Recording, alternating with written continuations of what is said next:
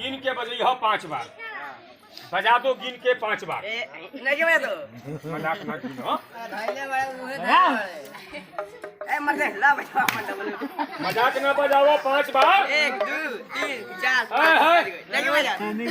दूल्हा के पर्सन होता का? गिनती करके बजाओ। तो चला जगह पे अपने सही बोली हो। जहाज के पंखा कौची के होला?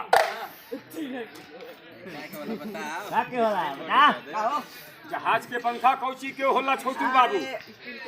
स्टील के होला। आदमी के पंखा हाथ ना होला? पंखा हो गया। हाँ हाँ हाँ सही बात है। लो भैया देख लो, हमारे गुरु पंडित जी, हम जात के फकीर, घर पड़ेला गाजीपुर है। ये 4 गो लकड़ी हो तो बोलो है सुइया तो हरे में लगा दी कि लड़का में? बाहर जानवर चल रहे हैं। तो लो देख लो, सबसे छोटा एकरे पैर पर, ओसे बड़ा एकरे ठेहुनी पर, और ओसे बड़ा एकरे कमर पर, और ओसे बड़ा एकरे सीना पर। लड़का से कह ए लड़का हमहू चलो। हाँ तो तू जा। लड़का बन गई जहाज आ तू बन जा ड्राइवर। लड़का पर तू बैठ आ तोहरे पर हम बैठी। 3 आदमी ऊपर चले के और सब लोग देखी। ठीक बा ना? लड़कों के बैठा लो देख लो। और है तो कहदा ए लड़का अकेले उड़बे कि हमके लेके? अकेले उड़बे कि हमके लेके? चेला के लेके उड़। चले के देखो है लड़का बन गई जहाज आ तू बन जा ड्राइवर। कहदा उड़ जा। का कहला सा? एगो चादर मांगता। तोहरे पास चादर मिली? हमारे पास एगो चादर बा, मगर तोहरे गांव के नहीं थे भैया। काट करके ओढ़ावा दोनों कोना एक, और लड़का को ओढ़ावा। लड़का गाना गा के उड़े। कहदा ए लड़का ले चादर लेके उड़ जो। जाने लगा कहदा अब नहीं खे। चेला जी के जिनसा बा। अच्छा चेला भैया आज भर खातिर पैंटवा खोल के दे। मजाक नहीं आवो। पैंट देबो कि ना? जैसे बोलो वैसे बोली हो तो हर पैंट ना मांगे। हाँ तो ऐसे ऊपर करो। कहे लड़का उड़ जो, पैंट ना दे फिर बोलबे दे दे।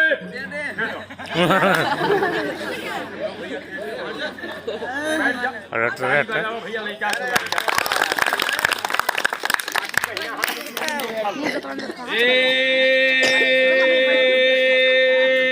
बस खेलवा ले। सांस के बांधो, कम को रोको, यहाँ से चलो, सब लोग देखेगा। बाबू जैसे कल उड़ गया बाराडी, आज यहाँ भी उड़ो, सब लोग देखेगा। मगर एक बार हाथ जोड़ो तनी ये हर से लड़कन के तुम्हें पीछे कर दो मालिक तो बस रहे दो। इसलिए भाई नो सबके भैया आराम पड़ी देखे में। माटी ले ले हो, उड़ी तो मटिया फेंक दी हो, ना उड़ी तो माटी हमसे। लड़का चलेगा, शरीर को टाइट कर और सांस के बांध। तो सही बोला गुरु, लड़का जमीन पर बा कि उड़ता? जमीन पर बा। तो हर मन का बा उड़ा दी नो। तो लो भैया सुन लो, मेला बाजार में उड़ाई ला 3 बार, मगर तोहरे गांव में उड़ाई 2 बार। पहला उड़ान 2 फुट, उसके बाद 4, तीसरा में भैया के हो जी बैठाई। सब भैया देख के जी हो, जैसे हाथ बंद कर ले बा तनी खोल दी हमारी। तो लो मंत्र तू लगेबा कि हम लगा दी? आ गुरु के रही आ चेला हाँ तो है बड़ा। शरीर के टाइट कर बाबू।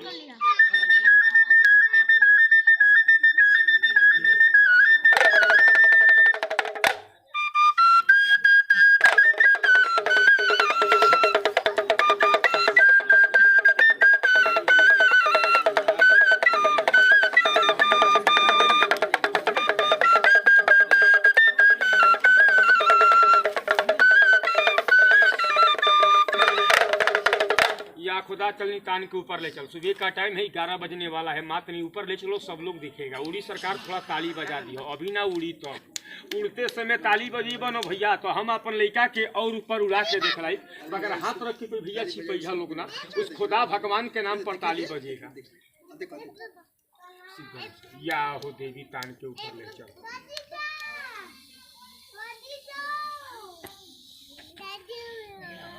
ताली बजा दो साहेब, थोड़ा हाथ को छोड़, थोड़ा ताली बजाइए बड़े भैया लोग। अरे रोक और नीचे, ऐसे भी ऊपर उड़ना है और धीरे आओ। एक बार हिंदू भैया खड़े हैं, प्रेम से बोल दीजिए शंकर भगवान की जय। तो जोर से बोला गुरु बाबू। है लड़का उड़ के कितना ऊपर गई लो? उड़ावल सही भइलो कि गलत?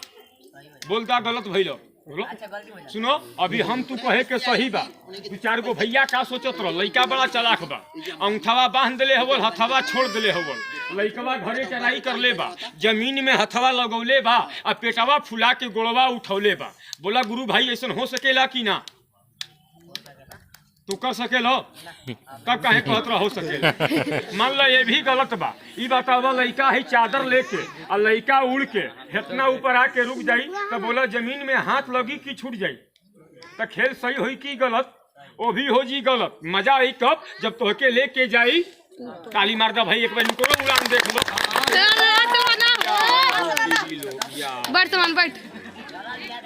जाएगा जाना तो भैया बहनी को समझा कर जाना। बोलो। सबके बैठा दी, चेला भाई के ऊपर ले जीबो। अरे बढ़ जा मेरे भाई साहब, बैठे में आराम हो, कोई तकलीफ ना हो भैया। देख लो कलाकारी तोहरे गांव में आके दिखाओ तरी। मार लो।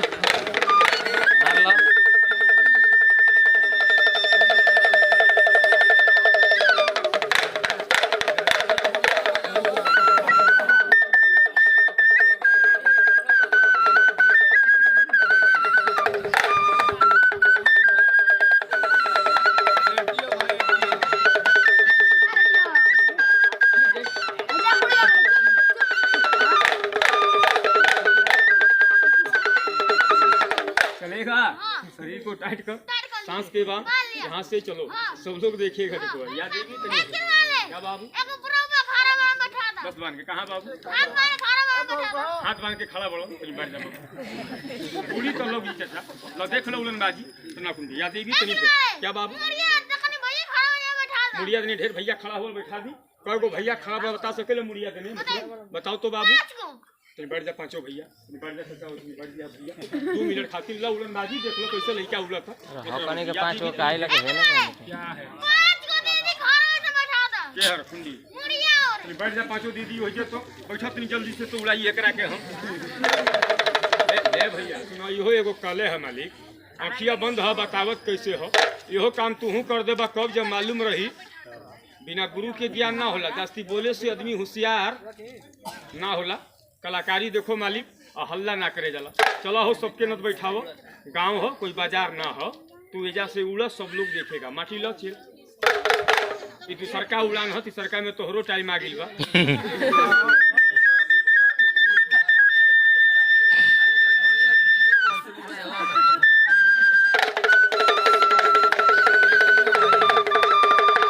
सबके चिन्ह ले, सबको पहचान। एको गो बात नहीं बताएगा।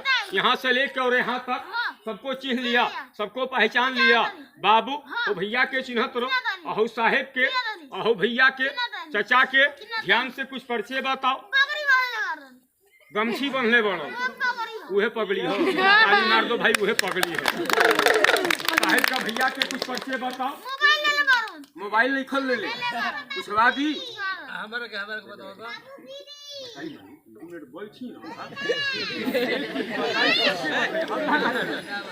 नहीं आओ, इधर छोड़ दो, इधर आ जाओ। सबके चिन्ह लो, सबके पहचान लो। लो साहेब तुम जोर से बोलो गुरु बाबू। लड़का एगो बा कि 2 गो है? लड़का 2 गो बनी, एगो कला के ताकत से और सबके सामने देखलाई। अगर हल्ला ना करबो तो लो पहले उड़नबाजी देखो। अगर तुम हल्ला न करियो सरकार, लो पहले के उड़ा दी। कहल बा भैया बढ़िया से बढ़िया कलम खरीद लो, और कलम में स्याही ना डलबो तो कलम चली ना। काम हमार बा। गुरु पंडित हम जात के मुसलमान। लो देख लो उड़नबाजी कैसे लड़का उड़ा तो तनी हाथ खोलता बना हुआ। लो पहले के उड़ा दे तेरी माही। या हो देवी कर दे करम। कहल बा भैया लो उड़नबाजी देख लो। लो एकर मुंह खोल देली। दूसर का उड़ान माटी फेंकी हो गुरु। उड़ी सरकार थोड़ा ताली बजा दी हो। उठ बैठ ट्रेनत करी हो भैया 2 मिनट लो पहले के उड़ा दी सब भैया देख लो। या देवी कान के ऊपर ले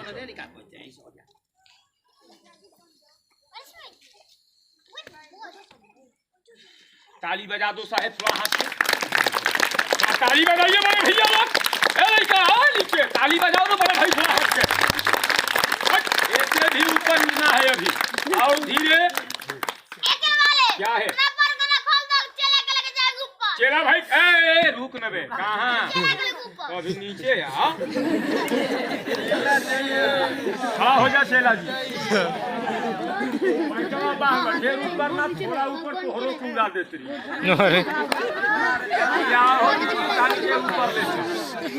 भैया लो खवा खोल दी लकड़िया निकाल दी न लकड़िया में सुई बा बैठवा कहीं चुतरिया में गड़ जाई फिर ऊपर ना थोड़ा ऊपर उड़ा देती खेल वाले जैसे कल लेकर गया था आज यहाँ भी ले चलो थोड़ा से ऊपर या देवी तनी भेज दे तनी उठ कर बैठो तनी 2 मिनट के सांस बांधो मुड़ी टाइट सही बोली हो चेला बाबू उड़ाए वाला हैंडल मालूम बा कह बताओ अब है जा एक ठे गोल यहाँ रखो अब है जा रखो आ एक ठे पैर यहाँ रखो आ एक ठे गोल यहाँ रखो जल्दी से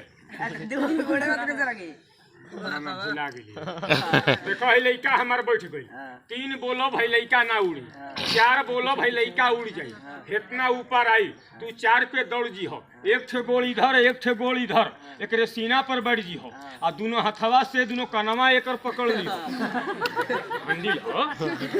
दहिना ऐठवा ऊपर जाई बाया ऐठवा नीचे आई आ कहीं जोर से ऐड दिलो तो लड़का रही ऊपर आ तू आ जीबो तो कुछ होई ना भाई कुछ खैले बोलो कि ना सुबह से नाश्ता पानी आगे से न गिरबा तो पाछे से निकल जी मजाक मत करियो लो मंत्र लगा दी उड़ाए वाला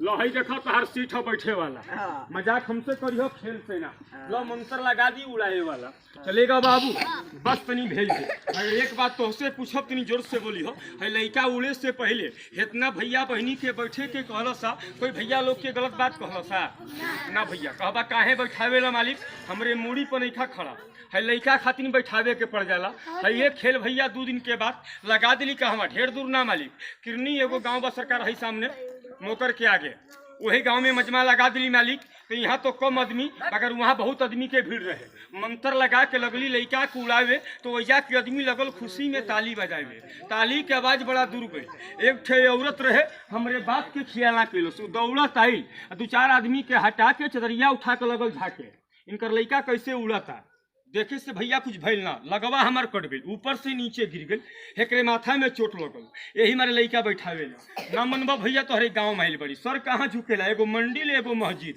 मगर तुम लोग के आगे हम नौकर बन के एक बार गोल गिर दे तनी 2 मिनट खातिर भाई जान तनी ओहिजे बैठ जाओ है लड़का को उड़ाए में आसान पड़ जी थोड़ा बैठ कर से देख लीजिए मालिक लोग 2 मिनट खातिर लो लगा दी मंत्र पहले उड़ाए वाला अब बैठे हमारा राम भाई जान हाथ जोड़ने वाली समझदार भैया के आगे भर का बड़ा चला देता चला हो तान के ले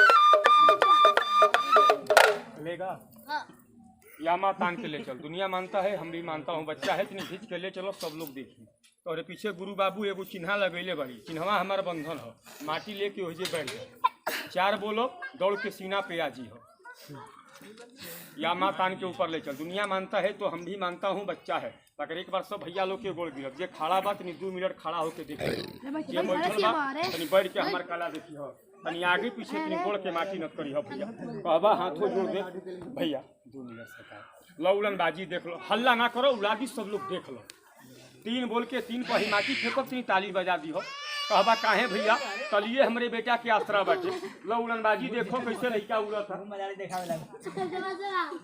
चलो ए अंतर कर दो मंत्र कर दो, खारी ऐसा देश ना बना कर चल बेटा, कामरू ऐसा देश। मंत्र एक और मंत्र है दो। चल मातनी भेज दे। जमी के माटी को हारू की चाक, नबी के कलमासी हो जना है पाक। चल बाबा तनी दो कड़ी का मंत्र हमने लगा दिया हूँ, बच्चा है सबको समझा दिया हूँ, कोई आदमी जगह नहीं हटाएगा। 3 बोल के साहे माटी फेंको, तनी ताली बजा दी हो, खेल स्टार्ट हो जी मालिक। है मंत्र बोला 3, थोड़ा ताली बजा दीजिए साहे, थोड़ा हाथ से हो गया मालिक। रहने दीजिए भाई जान, रहने दीजिए भैया, तनी जोर से बोलो भाई सलमान। ए लड़का का हिलावता गोड़, कहबा गोड़ हिलावता मर गई ना भैया, लड़का कमाल हो गई। कहबा कमाल के मतलब का हो गई, तो जोर से बोलो लड़का एगो बाकी 2 गो है, लड़का 2 गो हो गई।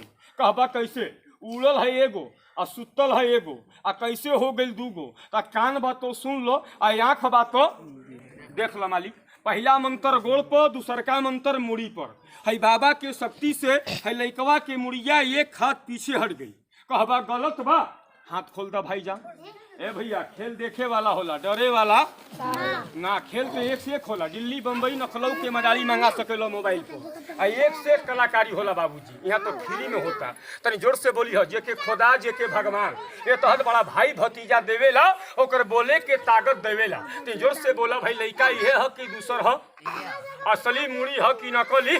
का भैया ना बोल बोलो ए भैया, असली हो कोई नकली ना, दिन हो कोई रात ना। 3 बोलकर अपने बेटा के 3 पर कान पकड़ के दाब दे। खुदा भगवान ने हाथ दिया होगा, थोड़ा 2 हाथ का भाईजान थोड़ा ताली बजा दिया। अभी ना 3 बोल के हेकर कनवा उठब तब उठा बेटा मुड़ी ऊपर। बस तनी जोर से बोला गुरु, हमार चाहे तो हार हई का होला अहई 3 बोलकर अपने बेटा के 3 पर कान पकड़ के हम दाब दे। खुदा ने तने हाथवा खोल दा भैया, के बंद कर ले बा मालिक, तनी खोल दी हस बाबू भैया। आवेला हसे हमरो, कब जब समय आवेला, अभी मालिक रोजी पर बढ़िया लो उड़न बाजी देख लो। तनी हाथ खोल दो, तनी जोर से बोला गुरु बाबू। हई का है भैया, कहाँ गिरा देली मालिक, नाक पर, बगल में होला कान। 3 बोलकर हेकर कान पकड़ के दाब दे। खुदा ने हाथ दिया होगा सरकार, थोड़ा ताली बजा देना भाईजान। तनी उठ बैठ ना करना भैया लोग, कहबा तो हर गोड़ो गिर देव हम। तनी उठ बैठ ना करी हम खेल वाले। ए लड़के बाबू मंत्र 1 मंत्र है 2, 3 पर ताली बजा देना सर। ये मंत्र बोल दिया है 3, थोड़ा ताली बजा दीजिए भाईजान लोग।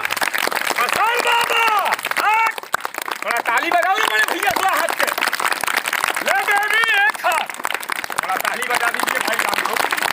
हसन बाबा बच्चा है, खून नहीं पूजा बंद कर दूंगा। हाथ थोड़ा ताली बंद करिए सर, एक बार प्रेम से बोलिए थोड़ा शंकर भगवान की।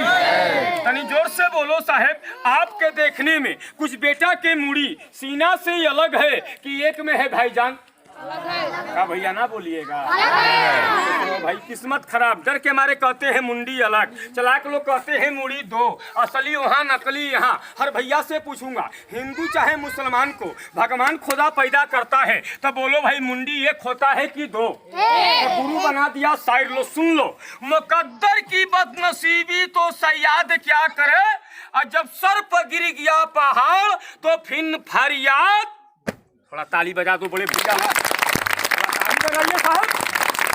देवी माँ ले क्या है, ताली बंद करो भैया। एक कमरिया भी अलग हो गई बात, तनी हथवा खोल दी हो। टोक टाक मत करना साहब, गोड़ गिरा हो। माँ 2 मिनट खातिर 2 बोल देंगे गुरु, दोनों गोड़ खींच के चिन्हा पे ले जाइएगा। ये सीना भाई साहब न छूना। क्या बोलो? हाँ हाँ ठीक है, हाँ 2 मिनट। एक बार प्रेम से बोल दो, भारत माता की जय। जोर से बोलो भाई। आपका गांव में क्या मन है दोस्त?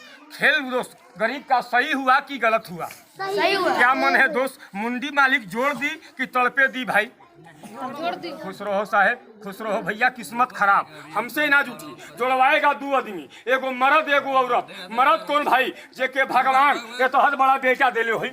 ए सरकार आज यही खेल कोई गांव में लगा देती मुखिया जी के द्वार पर और हेकर मूड़ी लेके हाथ में घूम जाती मालिक तो एक आदमी बुला कर इनाम देता, मगर इनाम के सवाल नहीं, उस खुदा भगवान के नाम पर सवाल होगा सिर्फ 15 आदमी से और उनसे नहीं जो देखने में शौकीन देने में कमसीन, दुआरी पर कुकुर जाता है 2 डंडा मार के भगा दिहल, उनसे सवाल नहीं होगा। उस खुदा भगवान के नाम पर मांगूंगा दोस्त जोड़ने के पूजा सिर्फ 20 रुपया भाई साहब, 20 रुपया। ताली मार दो बाबूजी के नाम पर, ताली बजाइए यार, पीछे बैठे हैं तभी दाना गाड़ी है। और 20 रुपया भाईजान कला दिखला कर मांगा हूँ, मुंडी का पूजा मांगा हूँ। है किसी भैया का हाथ, माँ हो बहन हो छोट हो बड़ हो अमीर हो गरीब हो, 20 रुपया कला दिखला कर आपके गांव में मांग लिया, कमी नहीं कर दिया भाई साहब। देखिए वो भैया के एक चक्कर हो गया।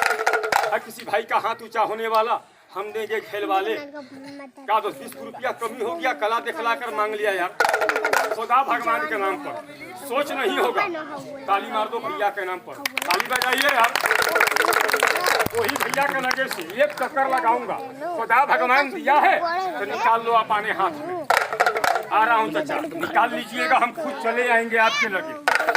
या माँ या बाबा देखो भैया देता है अपने बगली से, उसका बगली कभी खाली मत करना। जो फकीर को गाली देता है उसकी बेटा के हर मुसीबत से बचा देना। 20 रुपया कमी नहीं होगा। ताली बजाओ टीका है। अरे बेटा रुक, तड़पो न, तुम्हारे पूजा में मांग रहा हूँ, कोई आदमी बहाना नहीं करेगा। कौन भाई बुला कर देना चाहता है? मिल जाएगा भाई। ताली बजा लो भाई, ताली बजाइए यार। देख लो यही मांगा हूँ, कमी नहीं कर दिया साहब, कला दिखला कर मांगा हूँ जी। एक आदमी हो गया, कुछ रहो मेरे भाई जान। लो देख लो, एक भैया इधर से भी आ गए, 2 आदमी हो गया। गिनती कर लो, ढेर न दिहो, ढेर दे देबा तो गाजी होगा। आ रहा हूँ भाई।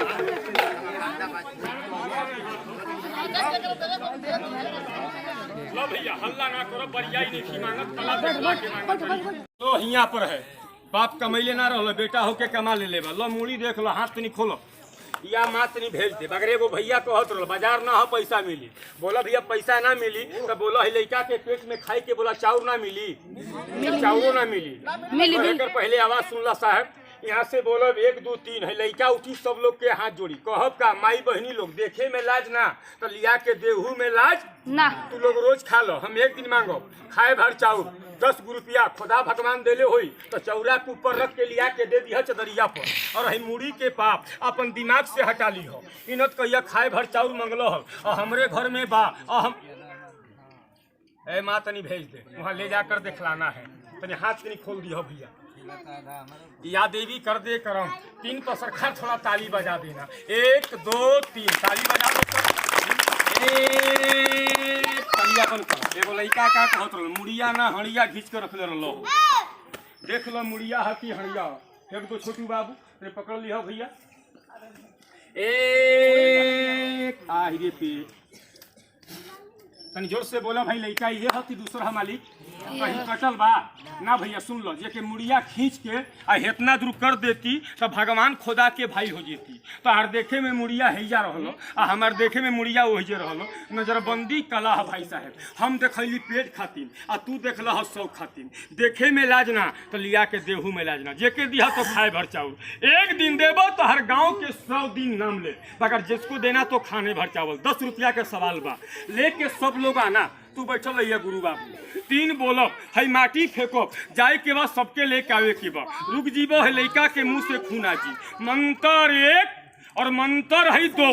तैयार हो जा मेरे साहेब लोग, तैयार हो जा मेरे भाई लोग, रुकना न। मंत्र 3, हट जाइए सब लोग, हट जा भैया।